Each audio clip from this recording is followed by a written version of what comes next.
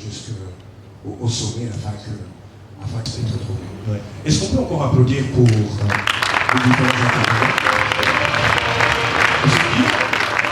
J'étais juste venu faire un petit tour, donc je vous laisse poursuivre la suite. Merci. Merci Olivier. Je vais surfer sur ce que tu viens de dire parce qu'une information importante, à la fin de ce forum, on va faire ce que beaucoup de forums ne font pas beaucoup. C'est que toutes les recommandations, toutes les idées sorties de ce forum et les recommandations sorties de ce forum seront coulées dans un rapport post-mortem de cette première édition et on va se rassurer que ce rapport atterrisse.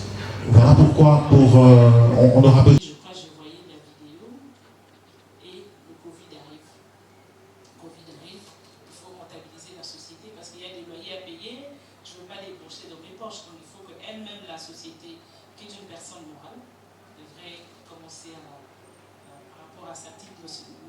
Notoriété de croissance, générer de l'argent pour payer le personnel.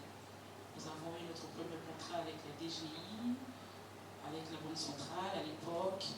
Après, nous avons eu notre contrat avec la RVA. Jusqu'aujourd'hui, Publicis travaille avec la RVA dans le secteur de services de nettoyage et d'entretien.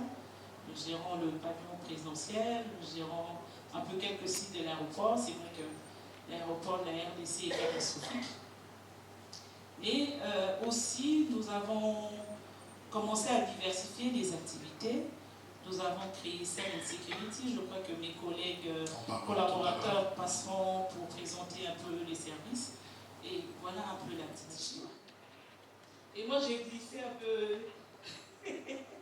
aux copines et camarades de classe des petits chocolats mélangés au nez comme ça. Et tout le monde avait mes dettes. Bon, à l'époque, je ne savais pas quoi faire avec l'argent. Et c'est parti comme ça. Pour une autre histoire, une aventure. On finit la 6e des humanités. Je me retrouve dans la commune de Barobo. J'ai des nouveaux amis. On veut travailler, on n'a pas qui va vous engager, vous venez de la 6e. Il faut aller à la fac. Mon père me donne la condition, me dit, si tu veux que je te paie les études, va au campus.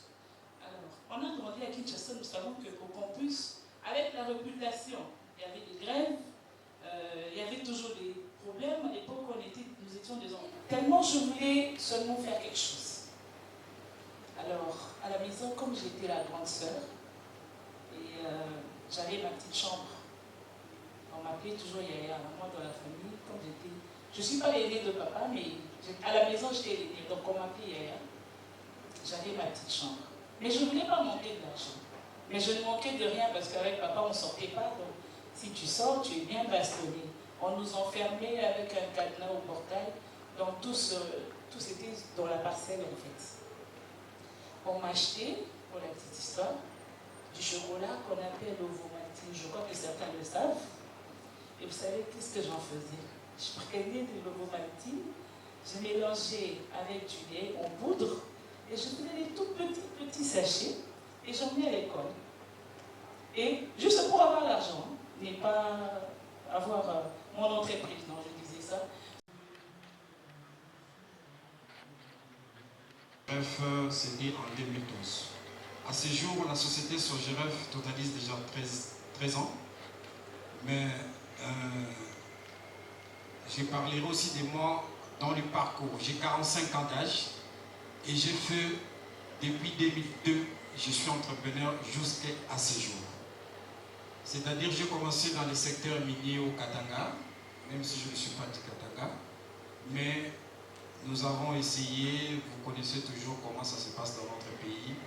J'avais que 22 ans à l'époque quand j'ai commencé. Et en 2005, le gouvernement a pris l'option de ne plus exporter le cobalt, parce que nous on faisait le cobalt, les terrégénites. Et le gouvernement a pris l'option de ne plus exporter le cobalt d'une manière brute. Il faut créer des emplois. C'était une très bonne option. Et dans cette option, le gouvernement a pris l'option de traiter le cobalt et les cobalt, ou soit les produits miniers, devaient quitter le Congo avec un plus-value.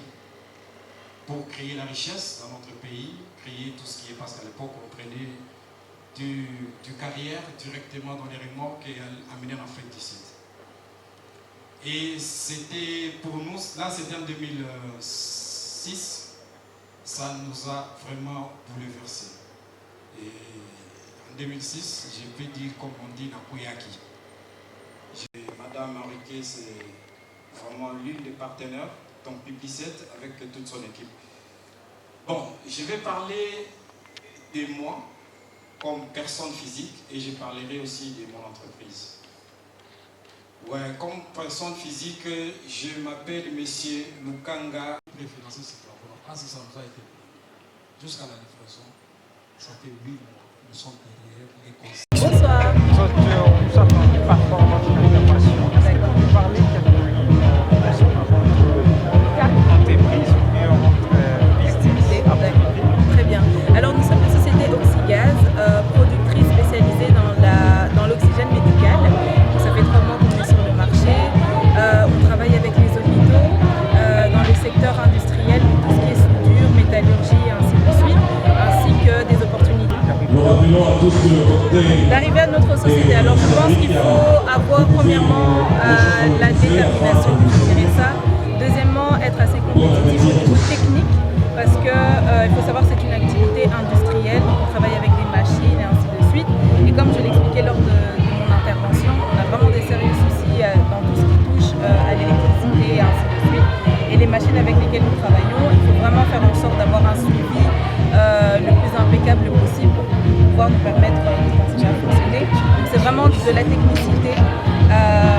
la technicité, la volonté de travailler, parce qu'on donne vraiment l'opportunité à tout le monde. Et voilà.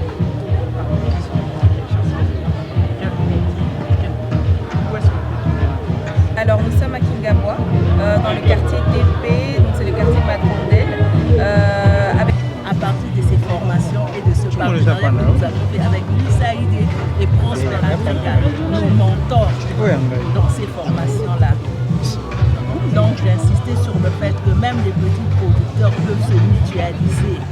Une fois mutualisés, vous allez suivre les processus d'enregistrement. Vous allez être renforcé en termes de capacité parce que l'exportation par l'AGOA suppose la normalisation, la formalisation, la certification. Les emballages doivent être excellents. Nos produits doivent répondre, nos produits doivent être compétitifs sur le marché international. Et c'est possible avec les renforcements des capacités. Et c'est possible avec les informations dans ce genre de business lunch, des réseautages et surtout des formations.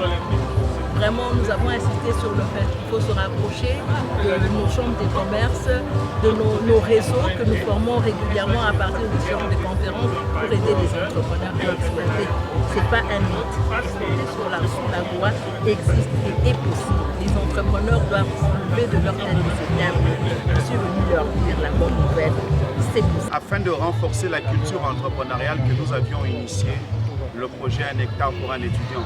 Parce que nous avions compris que le Congolais, lorsqu'il a de l'argent, il a du mal à penser, n'est-ce pas, à l'agriculture.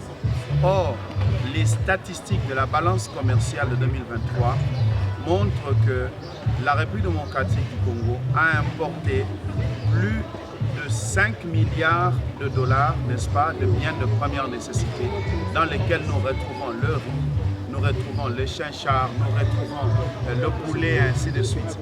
Et dans la dynamique d'ailleurs actuelle avec le gouvernement et la Banque centrale sur, n'est-ce pas, l'appréciation du franc congolais, nous savons que toutes ces choses, ces mesures conjoncturelles devraient être soutenues par des mesures structurelles telles que celle de la production locale. Avec le projet 1 hectare pour un étudiant, notre objectif est de pouvoir créer cette culture entrepreneuriale et en particulier la culture de l'entrepreneuriat.